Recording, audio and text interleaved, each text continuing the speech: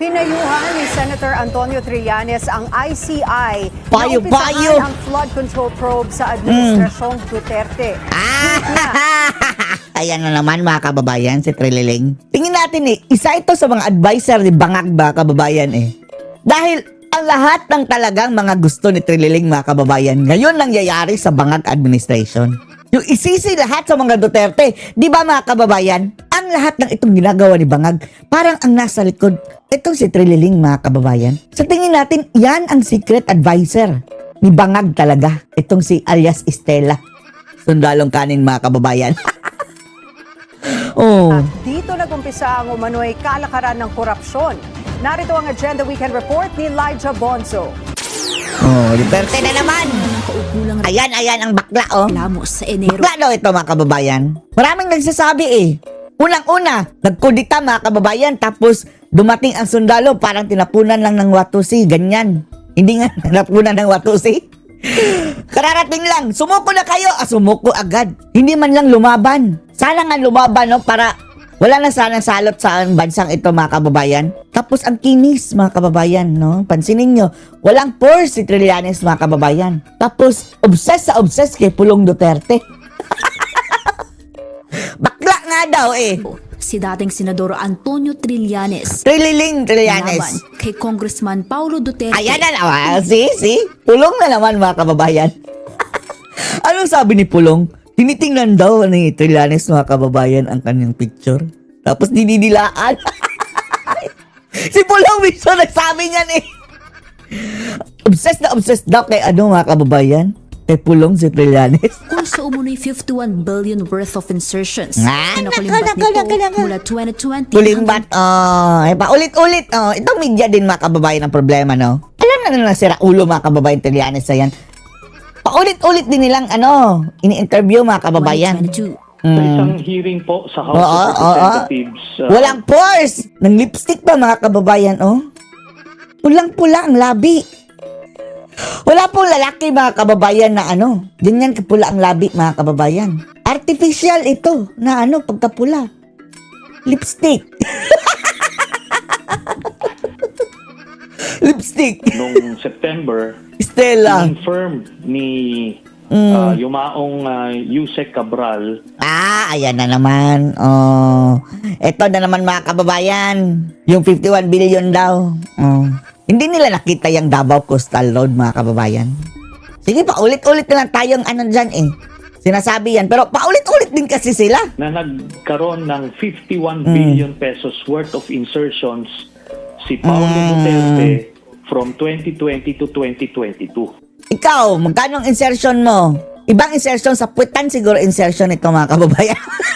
Tuwad na daan daw ito So, maliwanag na yung Davao statement Coastal niya. Road, Davao Bypass Road. At nakita nyo naman mga kababayan, yung doon sa Davao City, mga proyekto. Pinuntahan na nga yan ng ICI 2 beses Andun pa yung tainga mga kababayan sa Bagalong. Bakit wala silang nakita na anomalya? Sana ni-report nila. Merong bahagi mga kababayan na nasira, pero hindi naman ibig sabihin na yun mga kababayan. Ilang di pa lang yun. Pwedeng talagang yung parte ng ilog na iyon, mayroong sinkhole na ganyan. The rest of the 99% mga kababayan ng proyekto na flood control, maayos. Kaya hindi mo ibig sabihin mga kababayan na mayroong nasira na kaunti, tinurakot na agad. Sana sinampahan na ng kaso si Pulong. Bakit wala? At na-validate na rin yan doon sa GAA o doon sa corresponding years. Eto na naman ngayon ang siguro si Trillanes mga kababayan, advisor talaga ito ni Bangag Dahil noong Quadcom mga kababayan ito daw ang nagmamando, ang sabi mismo ng saganang mamamayan ni Nelson at ni Jean mga kababayan. Nakunan mismo sa CCTV na ito si Trillanes ang nagpa-facilitate ng Quadcom mga kababayan. Nung hearing nila laban kay Tatay Digong, na siya namang ginamit ng ICC na mga kababayan, ebidensya. Pinasangkapan nila itong mga leader ng Tuwadcom, yung sinaakop na sa impyerno na ngayon mga kababayan, sila Paduano na papunta na rin sa impyerno. Abante. Oh. Ang kanilang leader, mga kababayan, itong si alias Estela Sundalong Kanin. Dito, kinumpirma mismo ni Paulo Duterte na meron Uy, shut up na! Oh, shut up nga, Trililing. Kung ano-ano na lang pinagsasabi nitong aklang ito. Sa kasalukuyan, nagsasagawa raw ng sariling investigasyon si Trillanes sa reklamo ng ito laban kay Duterte. Aso! Bagaman hindi ito opisyal Umanda ka, aso! Sana nga mga kababayan, no, tuluyan na to ni VP Sara, no, na ano, tagkalin itong mga kasalanan ni Trillanes, mga kababayan, itong mga kanilang mga invento. Kriminal ito economic sabotage. At unang-una mga kababayan, ang credibility nito. Kulong na sana ito mga kababayan ha. Habang buhay na sana ito makukulong kung hindi lang ito na amnesty ni Panot. Treason yun, kaya ginawa niya Kudita. Nakaihi pa nga daw yan mga kababayan sa pantalon. Ay nako. na mandato, karapatan naman daw niya ito bilang individual. Maliban kay Congressman Duterte, nauna nang maghain ng reklamo si Trillanes. Sige, maghain ka lang, Laban naman maghain. kay Senador Bongo at dating Pangulo Rodrigo Duterte. Ayan na. Para sa umunoy pag-aawa Si Bongo mga kababayan, susunod din na si Tatay Digong. Grabe no. Successful sila sa sabotahe kay Tatay Digong. Nagtulungan nila ng 7 billion worth of projects sa tatay at kapatid ng senador. Kaugnay nito, may buwelta si Trillanes sa Independent Commission for Infrastructure. Buwelta pang up. Diyos ko, jablo. Kaya yun ang panahon Shut up Dito na tayo mga kababayan kung ano ang sabi ni Pulong. Sinagot ito ni Pulong Ang problema dito mga kababayan no is etong mga hudas na itong media. Paborito. Ang taas ng interview mga kababayan. Paborito na interviewin itong si Sundalong Kanin Trililing. Maliwanag pa sa sikat ng araw mga kababayan na wala, pati na nga ang kanilang hanay dyan sa Dilawan. Ayaw nang makipag-associate kay Trillanes mga kababayan. Tingnan nyo, yung last election mga kababayan, iniiwasan ni Lutang, ni Leni Robredo si Trillanes mga kababayan. Yung mga Otso Diretso, sinabam Aquino, dumistansya. Ayaw kay Estela. Dahil wala yan talagang bulok na tao ng mga kababayan. Ito ang sabi ni Pulong. Insertions ni Duterte. Sa isang statement, sinabi ni Congressman Duterte na lahat ng proyektong nakuha niya mula 2020 hanggang 2022 para sa Davao City ay na-implement at opisyal na sinertify Makikita nyo naman mga kababayan. Napakaganda ng mga proyekto sa Davao. ng DPWH ang completion nito. Patuloy daw ang transparency efforts ng mambabatas at maaari din daw tignan ng publiko Tingnan, ang nakaukulang dokumento sa DPWH website para ma-verify ang completion ng mga proyekto.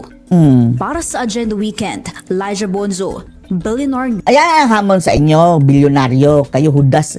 Isa din itong bilyonaryo sa mga hudas Napaka-bias nyong magbalita. Talagang hine-headline mga kababayan yung ni Trillanes. Baliktad sila Hine-headline nila ang mga kababayan. Unang-unang nakakasira sa mga Duterte. Tapos yung side ng mga Duterte na mga kababayan. Side of the story. Hinuhuli nila. Tapos kaunting-kaunti lang mga kababayan. That is selective journalism. Wala na sa palasyo pero hinahabol pa rin ang iskandalo sa patuloy na pagkalkal ng Sino? Billionario News Channel sa hawak Maraming wala na sa palasyo. Ang gusto naming mawala yung ulo dyan. ng DPWH leaks. Parang Isang sira na. PSA Bersamin ang may project Si Bersamin, yung parang mga kababayan, nuno sa punso daw, no? Ang sabi ng mga netizens. wishlist din umano. Narito ang exclusive Agenda Weekend report ni Hannah T. Di ba, din yan si Bersamin? Mayroon ding, kaduda-dudang Higit kumulang 8.3 talent, billion mga kababayan. pesos worth of projects na para Bilyones din daw ang insertion ni Bersamin. umano sa isang ES. Ayon sa nakalap ng Billionario News Channel na DPWH leaks file. Sa dokumentong ito nakalaman ang di umano'y proposed Kasuhan na rin yan. Di ba yan, mga kababayan, ang parang tinutukoy ni Bangag? Di ba hugas kamay siya? Wala akong alam. Totoong may corruption, pero hindi ako yun. Mga tauhan daw, parang ganyan mga kababayan, pinapalabas yan. Mga tauhan lang niya ang lumalabas. Mayroong mga tao diyang nangungurakot. At isa ito si Bersamin sa mga mga kababayan. Pinaghihinalaan na tinutukoy niya. Bakit hindi niya kasuhan? Ayon kay mga kababayan, subukan niyo lang daw kasuhan si Bersamin dahil kakanta daw talaga, tatablahin daw sila mga kababayan. Dahil ultimately, hindi talaga si Bersamin. Although, posible kasabwat sila mga kababayan sa pero hindi sila ang utak dahil ang utak mismo ay si Ngagva. Sa aming pagsusuri sa records, nasa lagpas 70 projects kung saan proponent sina ES at SAP na mula raw sa OP. Isang flood control riverbank structure sa Zambales na may 3 phases ang natuklasan naming may proponent na nagngangalang ESA Bersamin. Sino pa ba? Di ba siya na? Nasa tig 100 million ang tatlong nasabing phase. Grabe, oh. Kaduda-duda pa mga kababayan. Talagang walang butal. 100 million. Ano na yan? Parang rounded off na yan mga kababayan. Siguro ano na 50 million, 51 million. Oh, sige, lampas na 50 million. Gawin na natin 100. I-overprice natin. At, tingnan nyo ito. Mayroong nakapagsabi sa atin mga kababayan na, di ba, obvious sa kapag overpriced ng mga mga kababayan. Example, mag-overprice sila ng semento. 100 sakong semento. I-overprice sila mga kababayan. Hindi na daw yan ang kalakaran sa mga kababayan sa pangungurakot nila. Sa halip na i-overprice sila mga kababayan, ilalagay na nila ang tamang presyo. Pero sa halip na 100 na semento example, gagawin nila 200 na semento na hindi overpriced. Malay ba ninyo mga kababayan na 100 o 200 na sako ng semento ang ginamit dyan? Hindi natin malalaman mga kababayan dahil by the looks of it, tingnan natin, wala tayong alam mga kababayan kung ilang semento nga ba yan. Hindi lang sa semento, the same thing with the mga bakal mga kababayan. Yung mga mahirap i-quantify. Yan mga kababayan ang na nila ngayon. Ang modus. Hindi na i-overprice pero dadagdagan nila ng quantity. Base pa sa dokumento, Mga kurakot. hindi lang sa flood control structures tila proponent ang may code na ES. Karamihan ay drainage system at retention basin na kadalasan ay pumapatak na tig 50 o 100 million sa iba't ibang syudad sa NCR. Ang may pinakamataas na amount ay ang pagpapa-install ng solar streetlight sa kahabaan ng Tagaytay-Nasugbu Road na nasa 300 Yan walang kwenta yung street light na solar mga kababayan. Dapat wag na lang mag-solar. Dahil wala lang 9 p.m. as early as 9 p.m. mga kababayan. Wala na. Kumiyok na. Wala nang mga kababayan. Battery. Bakit hindi na lang yung mga kababayan, Yung dati na lang na street light, 'di ba? Ibalik na lang yun sa kuryente mga kababayan. Anyway, wala namang babayaran dyan ang syudad mga kababayan sa mga street light dahil i-charge yan sa electric cooperative. Kung madidistribute yan sa mga mga kababayan, mga miyembro, maliit na bagay na lang yan. pesos. Sinubukan naming silipin ang accomplishment rate ng proyekto pero ayon sa DPWH Transparency Portal, hindi pa nasisimulan ang installment ng solar streetlights sa nasabing kalsada. Talamak din ang pagpapagawa ng mga kalsada at river structure sa Mindoro area para sa proponent na si ES. Ayon sa dokumento, Ayan na, Bersamin. lumalabas na tig 250 million each ang mga proyekto. Una nang sinabi ni Senate President Pro Tempore Ping Lacson na hindi bababa Isa pa yan, wala na tayong tiwala dyan kay Lacson mga kababayan. sa 5 Visit na yan. cabinet secretaries ng ehekutibo ang may allocables sa 2025 budget. Posible raw ipatawag ng Senate Blue Ribbon Committee ang mga individual na nasa dokumentong tinaguriang Cabral Files kasunod ng investigasyon ng komite sa flood control scandal. Doon din lumitaw ang pagkakadawit ni dating DPWH Secretary Manuel Bonoan pagdating sa Si Bonoan, wala na. pagkakaroon ng Missing in shares sa action. kickback sa infra projects na itinanggi na rin ng dating kalihim.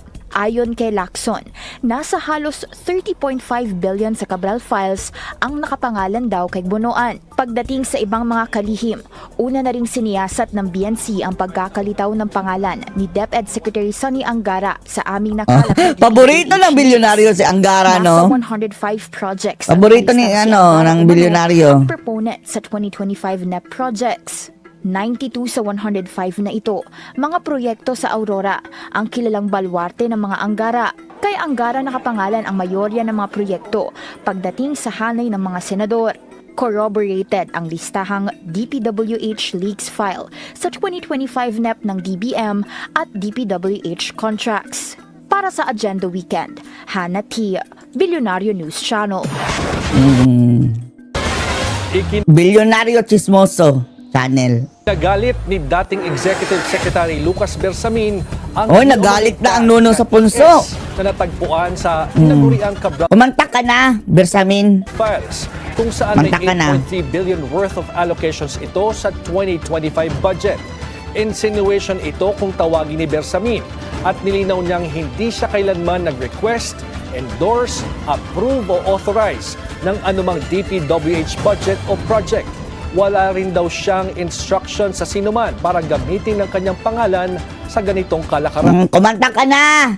Umamin ka na! Bersamin! Ilaglag mo na sa Bersamin bangag! na imbestigahan ang Cabral files at dapat i-prioritize daw ito ng mga investigative body dahil tinutumbok daw nito ang integridad ng pondo ng bayan. Sa huli, inihayag ni Bersamin ang kagustuhang makipag-cooperate sa anumang investigasyong isasagawa tungkol dito. Premature political attack, ganyan inilarawan ni former Senator Manny Pacquiao ang Wala kaming Hoy, Pacquiao, wala kaming pakialam sa iyo. Oh, totoo lang, Pacquiao. Manoy project wishlist niya na 200 million pesos sa ilalim ng 2025 Hanapin mo muna yung makina sa Dolomite. national budget. Ayon kay Pacquiao, Huwag ka nang tumakbo, Pacquiao. Ayun, sige, tumakbo ka ulit para matalo ka, Pacquiao. para tirahin siya para sa Tirahin ka sa... Gusto ka ba tira ni Bangag? susunod na eleksyon. Baklase yung tumira yun Paano eh. siya magkakaroon ng insertion ngayong Kagaya talaga ito ni Bangag, mga kababayan, no. Ito si Pacquiao, no. Umamin din ito na bumabatak din, mga kababayan. Lahat ng klase ng pambabatak, mga kababayan, ginawa na daw ni Pacquiao. Natikman na daw niya lahat ng ng batak. 25, gayong wala na siya sa Senado noon pang 2022. Pero nag-request ka pa rin daw. Isang kamao sa mga nakaladkad matapos kalkalin ang ngayon Kamao. tinaguriang DPWH leaks. Sa nasabing dokumento, Isa ito si Pacquiao, mga kababayan, no, sa mga traidor, no. Isa ito sa mga original na traidor sa mga Duterte, ba?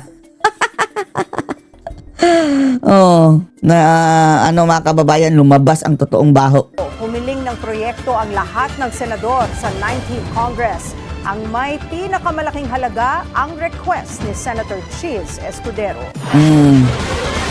Kilay. Sinuri ng Billionaire News Channel ang frozen assets ni Congressman Ed Vic Yap matapos siyang sumabit sa multi-billion peso flood control scandal.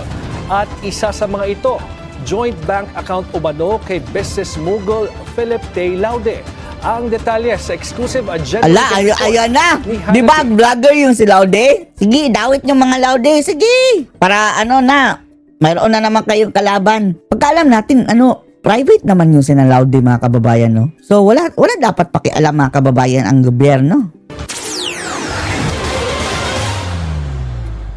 Kamakailan inanunsyo ni Pangulong Bongbong Marcos na frozen na ang assets na magkapatid na kongresistang Eric at Ed Vic Yap. Ang ilang mga kasosyo nito sa negosyo at ilang businesses nila gaya ng umano'y maanumalyang Silver Wolves Construction. Ang kumpanyang ito ginamit umano ng pamilyang Yap para maging daanan ng umano'y maanumalyang financial transactions ayon sa Anti-Money Laundering Council o AMLAC. Ay mahigit 16 billion na ang pumasok sa mga transaksyon. Ay, nako, Bangag, budol ka na naman, Ngag.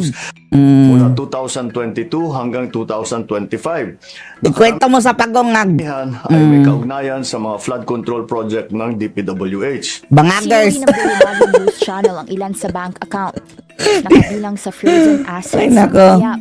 Si Amy nagsabi na Bangag, sino ba naman tayo para mga kababayan mag-dispute, di ba? Bilang sa 208 Kapatid na nagsabi, Bangag, bank accounts na ito, ang isang joint account ni ACT-CIS Party List Representative Ed Vic Yap at ng negosyanteng si Philip Tay Laude, ang asawa ng social media personality si Small Laude. Small. Hindi explicitly stated sa AMLAC documents ang transactions at umano'y iba pang kaugnayan ni Congressman Ed Vic kay Laude. Sinabi ng AMLAC na mayroong probable cause na patawan ng freeze order ang assets matapos maugnay sa umano'y unlawful activities na posibleng lumabag sa Anti-Graft and Corrupt Practices Act. Nakapagtala umano ang AMLAC ng pinakamalalaking Magagalit yan si transactions Small. sa mga bank account na nakapangalan kay Congressman Bakit small, mga kababayan?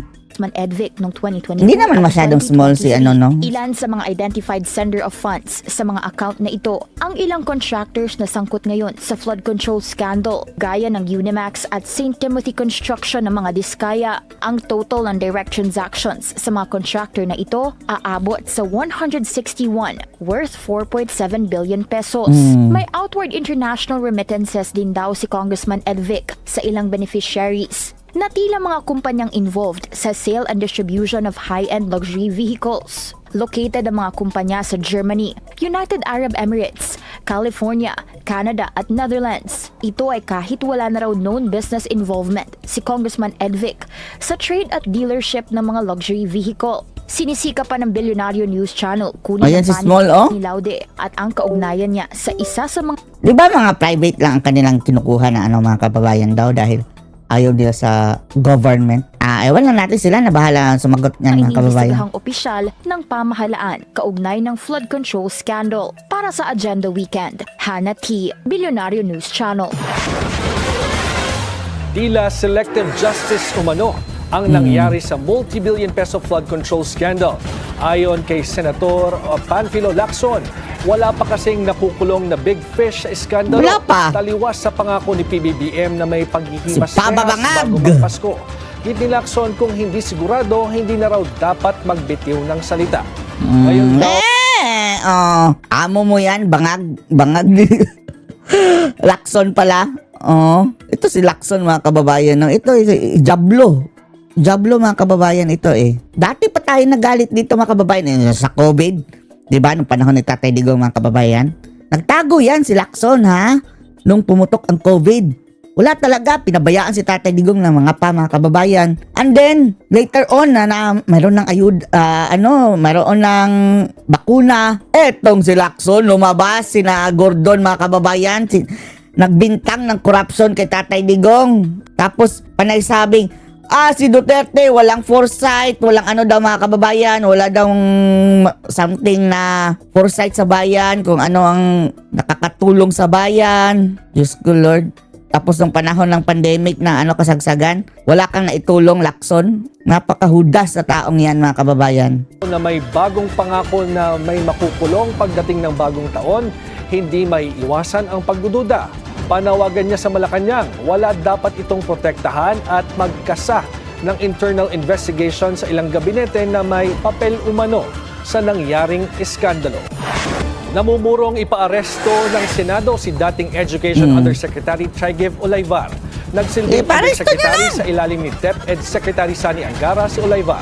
Sige na! Sa isang panayam, sinabi ni Senate Blue Ribbon Committee Chairperson Panfilo Lacson na yan ay dahil daw sa hindi pagsipot ni Olayvar sa investigasyon kaugnay ng flood control scandal. Ipapasapina na rin si Olayvar at maaari raw itong ipaaresto kung muli itong hindi sisipot sa susunod na pagdinig. Si Olayvar ang di umano'y tumanggap at nagmaneho ng mga armored van na puno ng cash kaugnay sa deliveries ng mga kickback. Batay sa testimonya ni dating DPWH Undersecretary Roberto Bernardo, bumaba sa pwesto si Olayvar bunsod ng flood control scandal investigation. Pirmado na ang Bicameral Conference Committee report sa 2026 General Appropriations Bill. Pirmado na ng mga buhaya. Mambabatas, pinagsikapan nilang maging transparent at masubaybayan ng publiko ang pondo. Kumuha tayo ng iba pang detalye mula kay Dexter Ganibe ng Abante, nag-uulat live mula sa PICC. Dexter, go ahead. George, 5 beses na pinasadahan ng mga staff ng Senate Committee on Finance itong reconciled version ng General Appropriations Bill na naglalaman na ng mga pagbabago na napagkasunduan doon sa Bicameral Conference Committee meetings. Nagpasalamat si Senator Sherwin Gatchalian sa lahat ng mga nagtulong-tulong para mabuo ang isang enrolled bill na siyang raratipikahan na ng Senado at Kamara bukas. I-uploadan niya sa Transparency Portal ang kopya ng reconciled enrolled bill sa oras na maratipikahan ng Senado at Kamara bukas. Tiniyak din ni Gatchalian na pati ang mga coordinates ng mga info project ay makikitaan niya sa online portal para masubaybayan ng taong bayan ang galaw ng budget hanggang sa ito ay maipatupad. People-centered budget o nakafocus anya sa human development ang pambansang budget sa susunod na taon kung saan ang sektor ng edukasyon, kalusugan at agrikultura ang may pinakamalaking pondo na inilaan. Naniniwala kasi anya mga mambabatas na ang tatlong sektor na ito ay mahalaga para mapaunlad ang bansa at ang ating ekonomiya. Ito rin ang pinakaunang pagkakataon na pagkalipas na ng Pasko ang paglalagda sa isang BICAM report. Gustoan niya nilang maibalik ang tiwala ng taong bayan sa pamahalaan kaya naging mabusisi ang paghimay sa pambansang budget.